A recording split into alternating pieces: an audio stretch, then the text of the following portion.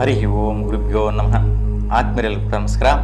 ಆತ್ಮೀಯರೇ, ನಾವೀಗ ಯುಗಾದಿಯಿಂದ ಬರುವ ವರ್ಷ ಯುಗಾದಿವರೆಗೂ ಈ ಒಂದು ಯುಗಾದಿಯ ನೂತನ ವರ್ಷ ಪ್ರಾರಂಭ ಆದಾಗಿಂದ ವರ್ಷ ಪೂರ್ತಿ ಯಾವ ರೀತಿಯ ಫಲಾಫಲಗಳು ರಾಶಿಯ ಮೇಲೆ ಇರುತ್ತೆ ಅಂತ ನೋಡಿದ್ರೆ ನೋಡಿ, ಕುಂಭ ರಾಶಿಯವರ ಮೇಲೆ ಯಾವ ರೀತಿ ಪ್ರಭಾವಗಳು, ಯಾವ ಗ್ರಹಗಳಿಂದ ಯಾವ ರೀತಿ ಫಲಗಳು ಬರುತ್ತೆ, ಆ ಫಲಗಳ ಪ್ರಮಾಣ ಯಾವ ಸ್ಥಿತಿಯಲ್ಲಿರುತ್ತೆ, ಯಾವ ದಿನಾಂಕಗಳಲ್ಲಿ, ಯಾವ ಒಂದು ವಿಚಾರದಲ್ಲಿ ನಿಮ್ಮ ಜೀವನದಲ್ಲಿ ನಡೆಯುತ್ತೆ ಅನ್ನುವಂತಹದನ್ನು ಕುಂಭರಾಶಿಯವರಿಗೆ ನೋಡೋಣ.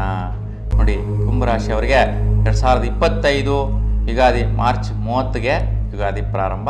ಹಾಗಾಗಿ ಯುಗಾದಿಯಿಂದ ಬರುವ ವರ್ಷ 2026 ಮಾರ್ಚ್ವಲ್ಲಿ ಬರ್ತಾ ಇರ್ತಕ್ಕಂಥ ಯುಗಾದಿವರೆಗೂ ಯಾವ ರೀತಿ ಇದೆ ಅಂತ ನಾವು ನೋಡಿದ್ರೆ ನೋಡಿ, ದಿನಾಂಕ ಏಪ್ರಿಲ್ 13ನೇ ತಾರೀಕು. ನೋಡಿ, 13ನೇ ತಾರೀಕು ಏಪ್ರಿಲ್ ತಿಂಗಳವರೆಗೂ ಸ್ವಲ್ಪ ಹಣಕಾಸಿನ ವಿಚಾರದಲ್ಲಿ ಬಹಳಷ್ಟು ವ್ಯತ್ಯಯಗಳು, ವೈಪರೀತ್ಯಗಳು, ಸ್ವಲ್ಪ ಟೆನ್ಷನ್ಸು, ಯಾವುದಾದ್ರು ಬರಬೇಕಿದೆ ಅವೆಲ್ಲ ಸೆಟಲ್ಮೆಂಟ್ಸ್ ಆಗುತ್ತಾ ಅನ್ನುವಂತಹದ್ದು, ಆ ವಿಚಾರಗಳಲ್ಲಿ ನೀವು ಫೋನ್ ಮಾಡಿ ಕರೆ ಮಾಡಿ ತಿಳ್ಕೊಳ್ಳೋದು, ಅಥವಾ ಬೇಕಿರ್ತಕ್ಕಂಥ ದುಡ್ಡು ಕಾಸು ವಿಚಾರಗಳಿಗೆ ನೀವು ಒತ್ತಡಗಳನ್ನು ಪಡ್ತಾ ಇರ್ತೀರಾ. ಅಂದರೆ 4 ರೀತಿಯ ವಿಚಾರಗಳಿಗೋಸ್ಕರ ದುಡ್ಡು ಅನಿವಾರ್ಯ ಆಗಿರುತ್ತೆ ಕುಂಭರಾಶಿಯವರಿಗೆ ಏಪ್ರಿಲ್ 13ರವರೆಗೂ. ಆ ಒಂದು ಪ್ರಯತ್ನ ತುಂಬ ಸೀರಿಯಸ್ ಆಗಿ ಮಾಡುವಂಥದ್ದು, ಕೆಲವೊಂದು ವಿಷಯಗಳಲ್ಲಿ ಸೆಟಲ್ಮೆಂಟ್ಗಳಾಗುವಂತಹದ್ದು ಇದೆ. ಇನ್ನು ಮೇ 14ರವರೆಗೂ ವಿಶೇಷವಾಗಿ ಹಠಸಾಧನೆಯ ಪ್ರಯತ್ನ ಕಾರ್ಯಗಳಲ್ಲಿ ಸಫಲತೆಯನ್ನು ಪಡೆಯುವಂತಹದ್ದು. ಆ ವಿಚಾರದಲ್ಲಿ ಸ್ವಲ್ಪ ಜಡತ್ವ, ನಿಧಾನವಾಗಿ ಆಗತ್ತೆ ನಿಮ್ಮ ಪ್ರಯತ್ನ, ಆದರೂ ಕೂಡ ನೀವು ಬಿಡುವುದಿಲ್ಲ. ಏಕೆಂದರೆ ಆ ರೀತಿಯ ಒಂದು ಹಠಸಾಧನೆಯ ಒಂದು ಪ್ರಯತ್ನ ಮೇ 14ರವರೆಗೂ ನಡೆಯುತ್ತೆ. ಇನ್ನು ಜೂನ್ 15ರವರೆಗೂ ವಿಶೇಷವಾಗಿ ನಿಮ್ಮದೇ ಆದಂತಹ ನಿಮ್ಮ ಕುಟುಂಬಕ್ಕೆ ಸಂಬಂಧಿಸಿರ್ತಕ್ಕಂತಹ ಯಾವುದೋ ಒಂದು ರೀತಿಯ ಶುಭ ಕಾರ್ಯಗಳಿಗೆ ಪ್ರಯತ್ನಿಸುವಂತಹದ್ದಾಗತ್ತೆ. ನಿಮ್ಮ ಮನೆ ಕಡೆ ನಿಮ್ಮ ಒಂದು ಅಭಿವೃದ್ಧಿಗೋಸ್ಕರ ಯಾವುದೋ ಒಂದು ಕೆಲಸ ಕಾರ್ಯದಲ್ಲಿ ಶುಭವಾದಂತಹ ಪ್ರಯತ್ನಗಳು ಮಾಡೋದು, ಶುಭ ಕಾರ್ಯಗಳನ್ನು ನೆರವೇರಿಸುವಂತಹದ್ದು, ಆ ಕಾರ್ಯಗಳಲ್ಲಿ ತುಂಬ ಸಂತೋಷವನ್ನು ಉಂಟು ಮಾಡುವಂತಹದ್ದು, ಒಂದು ಮನೆಗೆ ಅನುಕೂಲನಾಗುತ್ತೆ. ಮತ್ತು ನಿಮ್ಮ ಬಂಧು ವರ್ಗಗಳ ಜೊತೆ ನೀವು ಬೆರೆಯುವಂತಹದ್ದು, ಆ ರೀತಿಯ ಯೋಗ ಬಲಗಳನ್ನ ನೋಡ್ತೀರಾ. ಇನ್ನು ಜೂನ್ 15ರವರೆಗೂ ವಿಶೇಷವಾಗಿ ನಿಮ್ಮ ಒಂದು ವಿದ್ಯಾಭ್ಯಾಸದ ವಿಚಾರದಲ್ಲಿ ಯಾರೆಲ್ಲ ವಿದ್ಯಾರ್ಥಿಗಳಿದ್ದೀರಾ ಅಂತಹ ಅವರಿಗೆ ಒಳ್ಳೆಯ ರೀತಿಯ ಜ್ಞಾನ, ಬುದ್ಧಿ, ಶಕ್ತಿ ಉಂಟಾಗುತ್ತೆ. ಒಂದು ಜೂನ್ 15ಗೆ ವಿಶೇಷವಾಗಿ ಫಲ ಬರುತ್ತೆ. ಒಂದು ಜುಲೈ 16ರವರೆಗೂ ಈ ಒಂದು ವಿಶೇಷತೆ ಇರುತ್ತೆ.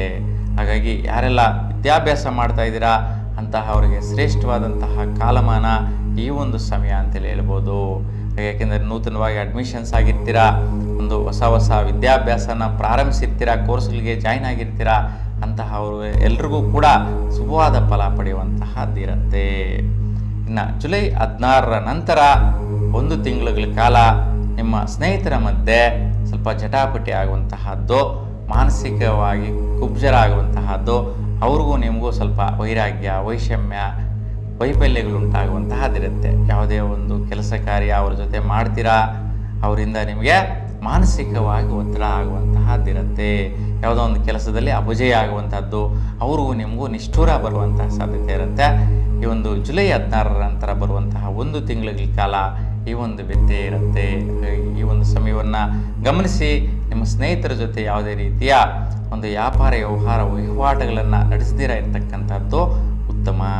ಇನ್ನು ಆಗಸ್ಟ್ 16ರ ನಂತರ ವಿಶೇಷವಾಗಿ ದಂಪತಿಗಳಿಗೆ ಕೆಲವೊಂದು ಕೆಲಸ ಕಾರ್ಯಗಳಲ್ಲಿ ಜಯ ನೋಡುವಂತಹದ್ದು, ನಿಮ್ಮದೇ ಆದಂತಹ ಕೆಲಸಗಳು ಕೈಗೆತ್ಕೊತೀರಾ, ಆ ಒಂದು ಕೆಲಸಗಳಲ್ಲಿ ಜಯನ ನೋಡುವಂತಹದ್ದಿರುತ್ತೆ. ಹೊಸದಾಗಿ ಒಂದು ವಿವಾಹಗಳಿಗೋಸ್ಕರ ನೋಡ್ತಾ ಇರ್ತಕ್ಕಂಥ ಸಂಬಂಧಗಳವರಿಗೆ ಒಳ್ಳೊಳ್ಳೆ ಉದ್ಯೋಗದಲ್ಲಿರ್ತಕ್ಕಂಥ ವ್ಯಕ್ತಿಗಳು ಸಿಗುವಂತಹ ಸಂಬಂಧಗಳು ನಿಮಗೆ ಅನುಕೂಲಿಸುತ್ತೆ. ಇನ್ನು ಸೆಪ್ಟೆಂಬರ್ 16ರ ನಂತರ ಸ್ವಲ್ಪ ಆರೋಗ್ಯದ ಬಗ್ಗೆ ಗಮನಿಸಬೇಕು. ಶೀತ, ಅಲರ್ಜಿ, ಸ್ವಲ್ಪ ಮೈಕೈ ನೋವು ಬರುವಂತಹದ್ದು, ದಿಷ್ಟಿ ಜಾಸ್ತಿ ಆಗಿಬಿಡುವಂತಹದ್ದು, ಯಾವುದೋ ಒಂದು ಕಾರ್ಯಕ್ರಮಕ್ಕೆ ಹೋಗ್ತೀರಾ, ಅಲ್ಲಿ ತಿಂದಿರ್ತಕ್ಕಂಥ ತಿಂಡಿ ತಿನಿಸುಗಳಿಂದ, ಆಹಾರ ಪದಾರ್ಥಗಳಿಂದ ನಿಮ್ಮ ದೇಹ ಸ್ಥಿತಿ ಕೆಟ್ಟೋಗುವಂತಹದ್ದಿರುತ್ತೆ. ಹಾಗೆ ಸೆಪ್ಟೆಂಬರ್ 16ರ ನಂತರ ಸ್ವಲ್ಪ ಹಾಸ್ಪಿಟ್ಲ್ ಟ್ರೀಟ್ಮೆಂಟ್ ತಗೊಳ್ಳುವಂತಹದ್ದು, ಓಡಾಟ ಜಾಸ್ತಿ ಇರುತ್ತೆ, ಖರ್ಚು ಆಗುತ್ತೆ, ದೈಹಿಕವಾಗಿ ಬಾಧೆನೂ ಕೂಡ ಆಗುತ್ತೆ. ಹಾಗಾಗಿ ಈ ಒಂದು ತೊಂದರೆ ವೈಪರೀತ್ಯನ ನಿವಾರಿಸ್ಕೊಳ್ಳೋದಕ್ಕೋಸ್ಕರ ನೀವು ಹತ್ತಿರದಲ್ಲಿರ್ತಕ್ಕಂಥ ಮಹಾವಿಷ್ಣುವಿನ ದರ್ಶನ ಮಾಡಿ ಅಲ್ಲಿ ಹೆಸರು ಕಾಲಿನ ಒಂದು ಪ್ರಸಾದವನ್ನು ನೈವೇದ್ಯವಾಗಿಟ್ಟು ಅಲ್ಲಿ ಬಂದಿರತಕ್ಕಂತಹ ಭಕ್ತಾದಿಗಳಿಗೆ ಹಂಚೋದ್ರಿಂದ ಈ ಒಂದು ವೈಪರೀತ್ಯ ನಿವಾರಣೆ ಆಗುತ್ತೆ. ಅಕ್ಟೋಬರ್ 17ರ ನಂತರ ವಿಶೇಷವಾಗಿ ನಿಮ್ಮ ಈ ಒಂದು ವರ್ಷದಲ್ಲಿ ದೌರ್ಭಾಗ್ಯದ ತಿಂಗಳು ಅಂತ ಹೇಳ್ಬೋದು.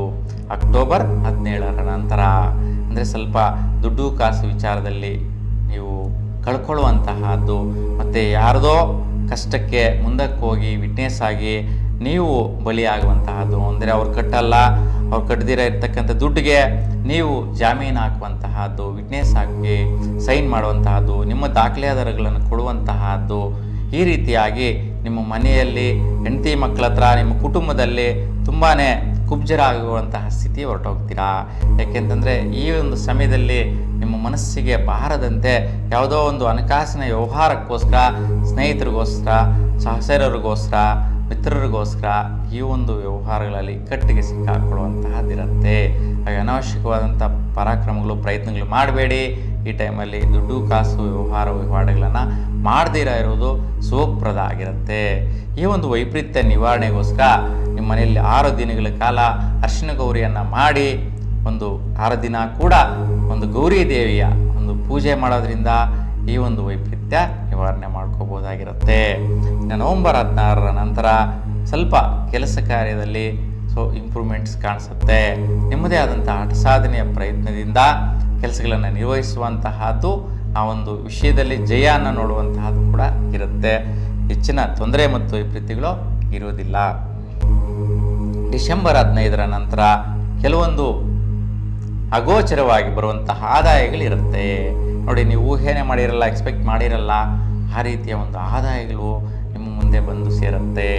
ಆ ರೀತಿಯ ಒಂದು ಅವಕಾಶಗಳು ನಿಮಗೆ ಬಂದು ಕಾಣಿಸುವಂತಹದ್ದು, ಆದಾಯಗಳೆಲ್ಲೂ ಕೂಡ ಪಡೆಯುವಂತಹ ಒಂದು ಸದವಕಾಶ ನಿಮ್ಮದಾಗಿರುತ್ತೆ. 2026 ಜನವರಿ 14ರ ನಂತರ ಕೆಲವೊಂದು ನಿಮ್ಮದೇ ಆದಂತಹ ಸ್ವಯಂ ಪ್ರೇರಿತವಾದಂತಹ ಇಷ್ಟಪಡುವಂತಹ ವಿಷಯಗಳಿಗೆ ಖರ್ಚುಗಳು ಬರುವಂತಹದ್ದಿರುತ್ತೆ. ಹಾಗೆ ಆ ಒಂದು ವಿಷಯದಲ್ಲಿ ಚಿಂತೆ ಮಾಡ್ತೀರಾ, ಯೋಚನೆ ಮಾಡ್ತೀರಾ, ಅಯ್ಯೋ ಮಾಡಬೇಕು ಅಂತ ಮಾಡ್ತೀರಾ. ಒಟ್ಟಾರೆಯಾಗಿ ಜವಾಬ್ದಾರಿ ಖರ್ಚು ಮಾಡಲೇಬೇಕು ಅನ್ನುವಂತಹದ್ದಿರುತ್ತೆ. ಹಾಗಾಗಿ ಜನವರಿ 26, 14ನೇ ತಾರೀಕಿನ ನಂತರ ಈ ಒಂದು ವೈಪರೀತ್ಯ ಬರುತ್ತೆ. 2026 ಫೆಬ್ರವರಿ 12ರ ನಂತರ ನಿಮ್ಮ ಸ್ಥಿರತೆ, ಒಂದು ಧೈರ್ಯ, ದೃಢತೆ ಜಾಸ್ತಿ ಆಗುತ್ತೆ.